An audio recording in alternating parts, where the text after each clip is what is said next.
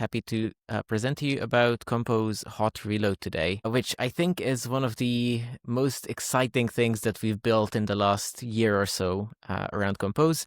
And what it allows you to do in a nutshell is make changes to your Compose UI code and then see those changes in a real running application really quickly. And the easiest way to show you what Hot Reload is like and to explain it is to start with a demo. So I'm just going to hop over to IntelliJ and show you what it's like to use in action before we dive a bit deeper into how it actually works. So for this, I have the Kotlin Conf app loaded in IntelliJ. This is one of our primary samples. It's also the actual application every year for Kotlin Conf.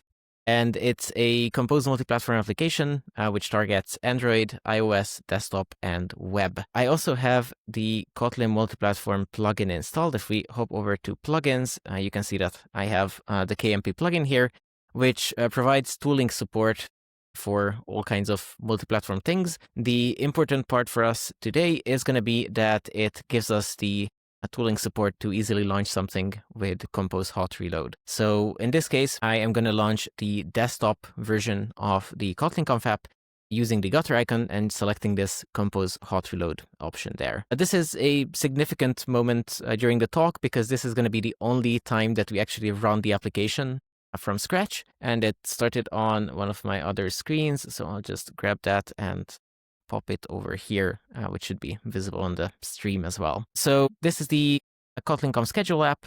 So we, of course, have a schedule page, we have speakers, we have a map in there, and we have, for example, this info page.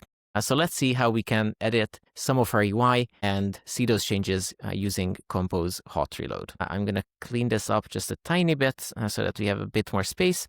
And let me find the info screen first. So we'll navigate over to the implementation of this screen that we have open. And let's say that I want to add some more spacing between these items that are on here. So these are arranged with one of these columns, like this one.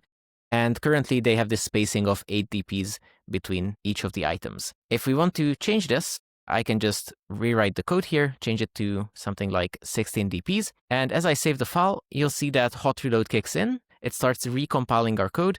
And then in just a second here, it will flash in green, indicating that we have loaded these changes into the app. So without having to rebuild, restart the app, and having to navigate to the screen again, I can see what this new value looks like.